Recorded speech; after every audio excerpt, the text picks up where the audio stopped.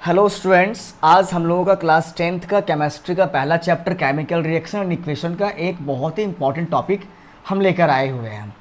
ये हमारा जो टॉपिक है पहला, उसमें हमारे एक बोर्ड लेवल क्वेश्चन आता है हमारे एग्ज़ाम पेपर में, बोर्ड में, क्लास 10th में, कि कंप्लीट द केमिकल रिएक्शन। उस क्वेश्चन में हमारे पास रिएक्टेंट पोर्शन दी होती हैं, उसका प्रोडक्ट क्या होगा ये हम लोग को करनी है। तो आज हम उसी पे डिस्कस करेंगे कि अगर हमारे पास रिएक्टेंट पता हो तो हमें प्रोडक्ट क्या मिलेगा, वो हमें बनाना है। उस क्वेश्चन को क्लियर करने के लिए हमें कुछ बेसिक चीज़ें हैं जो हमें जानना होगा। कुछ positive ions and negative ions के बारे में जानना होगा। पॉजिटिव आयंस में ये हमारे पास एक लिस्ट है पॉजिटिव आयंस का, जिसको हम लोग कैटायंस भी कहते हैं। तो हमारे पास एक लिस्ट है, हाइड्रोजन पे H+, लिथियम पे Li पे 1+, सोडियम के लिए Na पे 1+, पोटेशियम का K पे 1+, बेरिलियम का Be पे 2+, इस तरह से एल्यूमिनियम का Al पे 3+, जिंक का Zn पे 2+, एमोनियम का NH4 पे 1+, आयरन 2 का Fe पे 2+, कॉपर 2 का Cu पे 2+। तो ये हमारा एक पॉजिटिव आयंस का लिस्ट है। फिर हम लोग देखेंगे नेगेटिव आयंस का लिस्ट, और तब जाकर हमें ये बहुत अच्छे से सीखने को मिल जाएगा कि अगर हमारे पास क्वेश्चन में रिएक्टेंट पता हो तो हम लोग उसका प्रोडक्ट कैसे निकालेंगे।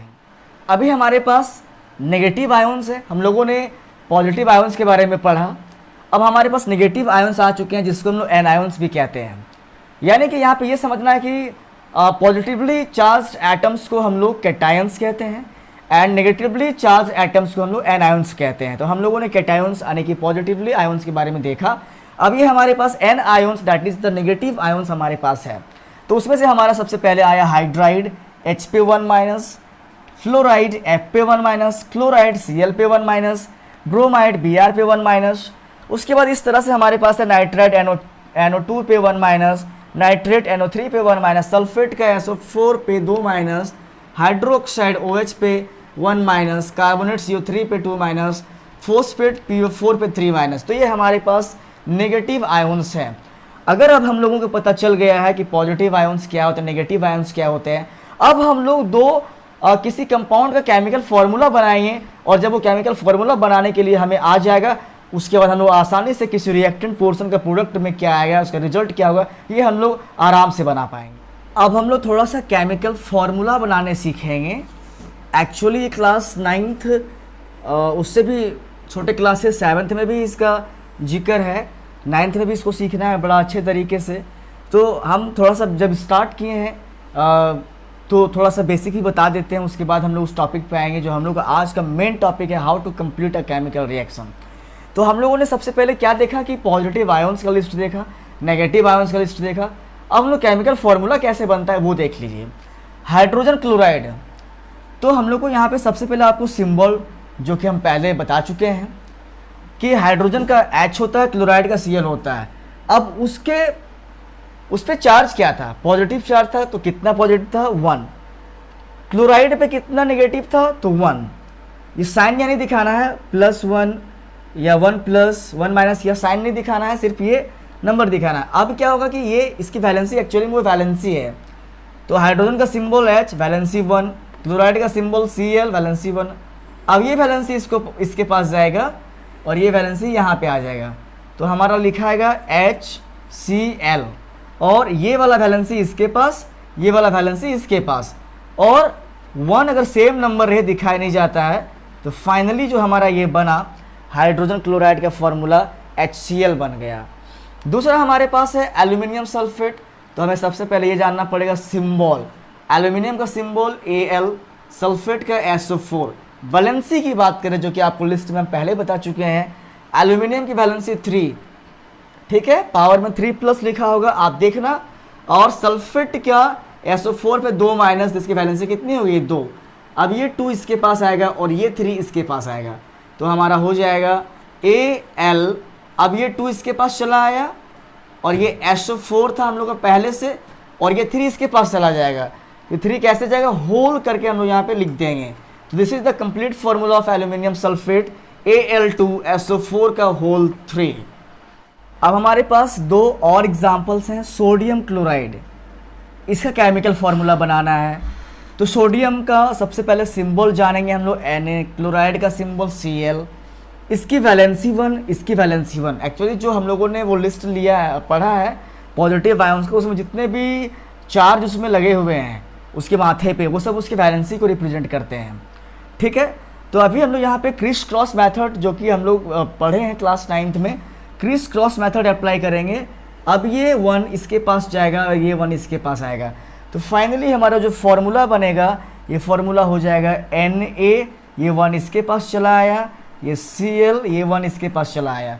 और अगर सेम नंबर यहाँ पे रहे, अगर 1 1 हो या 2 2 हो, तो सेम नंबर नहीं दिखाया जाता है। तो finally NaCl, it is the chemical formula of sodium chloride NaCl। अब हमारे पास नेक्स्ट एग्जांपल है एल्यूमिनियम क्लोराइड का। तो सबसे पहले हम लोग सिंबल जानेंगे। एल्यूमिनियम का सिंबल Al, सल्फेट का सिंबल SO4। वैलेंसी जो कि हम लोग लिस्ट में याद करा है, एल्यूमिनियम का वैलेंसी आप देखो तो वहाँ पे 3+ होगा, यानी कि आपको 3 लिखना है। सल्फेट का देखना आप SO4 पे 2- होगा, यानी उसकी वैलेंसी कितनी हो गई 2। अब ये वैलेंसी इसके पास जाएगा और ये इसके पास आएगा। क्रिस क्रॉस मेथड हम लोग अप्लाई करेंगे, तो ये हमारा हो गया Al। अब ये जो 2 इसकी वैलेंसी था वो यहाँ पे आ जाएगा। उसके बाद ये हमारा सल्फेट SO4 था, अब ये 3 है, तो 3 तो पूरा ये होल के लिए कहलाएगा, क्योंकि ये पॉली एटॉमिक आयन्स है, इसमें मोर देन 1 एटम्स हैं, तो ये 3 ये दोनों के लिए कहलाएगा। इसीलिए हम लोग होल का साइन देके यहाँ पे 3 लिखेंगे, and that is the required chemical formula of the aluminium sulphate, that is the Al2SO4 पे होल 3। अब अभी हमारे पास ये देख लीजिए, अब हम लोग मेन टॉपिक पे आ गए हैं, जो क्लास 10th का टॉपिक है, जो बोर्ड लेवल क्वेश्चन है, कंप्लीट अ केमिकल रिएक्शन। अभी आप देख लो कि ये हमारा H2 + Cl2 ये रिएक्टेंट पोर्शन दिया हुआ है, लेफ्ट हैंड साइड पोर्शन दिया है। इसका आगे हमें क्या मिलेगा ये हमें नहीं पता, यानी ये रिएक्टेंट मिलके प्रोडक्ट के रूप में क्या बनाएंगे ये हम लोग को बनाना है, ये हमारा क्वेश्चन है। तो सबसे पहले जैसा कि हम लोग बात कर चुके हैं पहले, बहुत सारे हम लोगों ने बेसिक कॉन्सेप्ट को पढ़ा इससे पहले। अब हम लोग यहाँ पे देखेंगे, आप रफ स्केच कर सकते हो।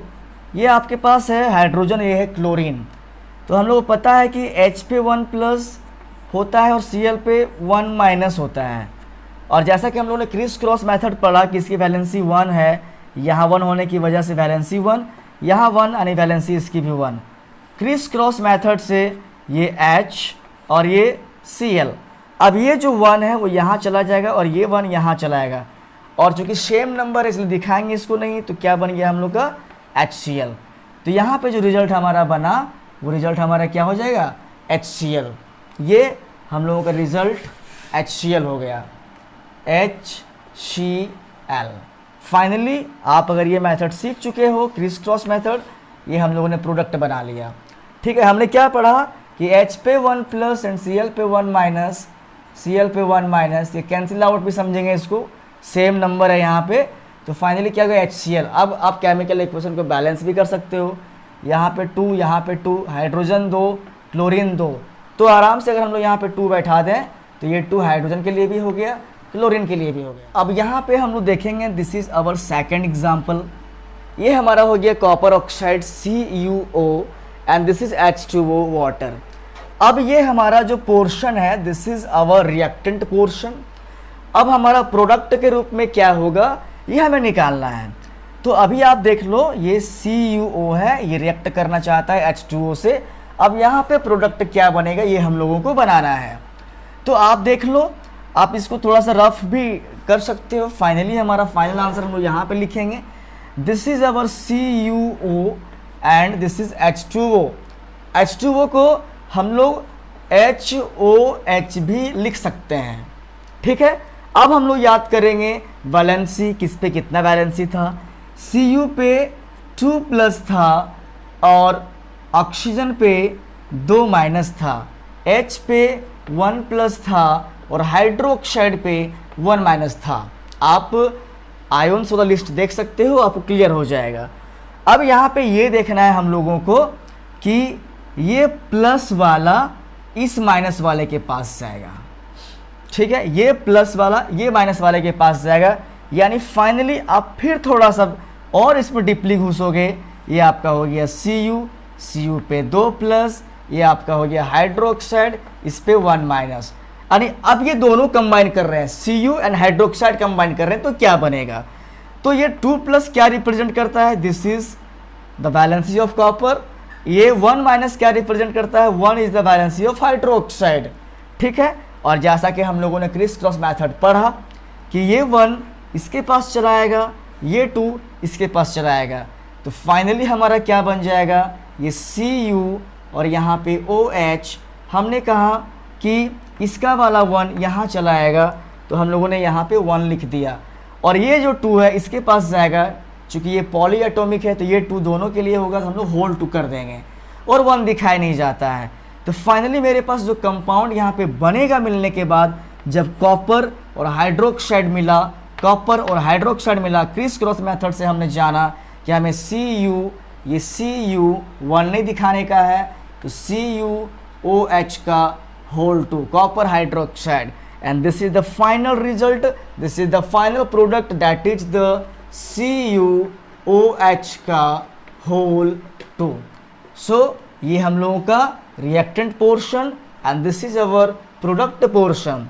ठीक है, ये हम लोगों का आज का लास्ट एग्जाम्पल है इस टॉपिक का, complete the chemical reaction topic का ये लास्ट एग्जाम्पल है। हमारे पास है कॉपर सल्फेट CuSO4, ये रिएक्ट करना चाहता है जिंक के साथ, या जिंक Zn रिएक्ट करना चाहता है कॉपर सल्फेट के साथ। तो अब हम लोग देखेंगे कि आगे अगर ये हमारे पास रिएक्टेंट पोर्शन है तो इसका प्रोडक्ट पोर्शन हमें क्या मिलेगा, ये हम लोगों को सीखना है। तो जैसा कि हम लोग अभी तक जो एग्जाम्पल देखे हैं, जो हम लोगों ने बेसिक कॉन्सेप्ट जाना है, उससे आप सभी को कॉन्फिडेंस हो चुका होगा कि अगर हमारे पास रिएक्टेंट अगर पता रहे तो उसका प्रोडक्ट हम लोग कैसे बनाएंगे। ये लास्ट एग्जाम्पल देख लीजिए, ये आपका हो गया copper sulphate CuSO4 plus zinc, and this is the sign of reaction, इसको हम लोग साइन ऑफ रिएक्शन बोलते हैं। अब हम लोग जानेंगे वैलेंसी, कॉपर में वैलेंसी कितनी होती है, 2 वैलेंसी, सल्फेट में वैलेंसी कितनी होती है, 2 वैलेंसी, 2 माइनस, जिंक पे कितना होता है, 2 प्लस। अब हम लोग देखेंगे किस तरह से रिएक्ट करेगा, ये प्लस वाला किसके पास जाना चाहेगा, इस माइनस वाले के पास। तो देखते हैं क्या बनता है, फिर से हम लोग देखेंगे क्या यहाँ पे बनेगा।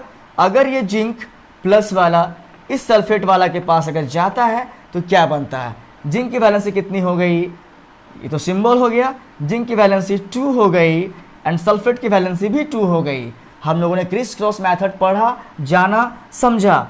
अब ये 2 इसके पास जाएगा और ये 2 इसके पास जाएगा, तो फाइनली आप देखोगे जो केमिकल फार्मूला बनाने आप सीखे, Zn, ये 2 इसके पास चला गया, और ये सल्फेट यानी कि SO4, अब ये 2 इसके पास जाएगा, क्योंकि ये पॉली एटॉमिक है, ठीक है, इसीलिए ये 2 दोनों के लिए होगा, तो यहाँ पे होल 2 हम लोग कर देंगे। और जैसा कि हम लोग जानते हैं कि अगर यहाँ पे डिजिट सेम रहे 2 2 या 1 1 तो नहीं दिखाने का है, तो फाइनली हमारे पास जो रिजल्ट बनेगा ये बनेगा ZnSO4, तो दैट्स द फाइनल रिजल्ट। तो यहाँ पे हमारा क्या बन गया, ZnSO4, यानी ये प्लस वाला ये माइनस वाले को उठा के ले गया, तो ZnSO4 यहाँ पे बन गया। तो हमारा इस जगह पे अकेला कौन रह गया, ये कॉपर, तो ये बेचारा कॉपर यहाँ पे हमारा अकेला रह गया। तो this is the final product, this is the final result. तो हम लोगों ने अभी समझा, और अब आप चाहें तो इस रिएक्शन को बैलेंस भी कर सकते हैं, आपको बैलेंस करने आना चाहिए, ठीक है। और ये हमारा आज का जो टॉपिक था कंप्लीट अ केमिकल रिएक्शन, वो पूरी तरह से कंप्लीट हो गया। अब आप इसको अच्छे से पढ़ो, नोट कर लो, और आप देखो कि कैसे अगर हमारे पास क्वेश्चन में board level question complete a chemical reaction दिया रहे, अगर हमारे पास रिएक्टेंट पता रहे, तो उसका हम लोग प्रोडक्ट कैसे लिखेंगे, कैसे बनाएंगे। This is our final product. Thank you.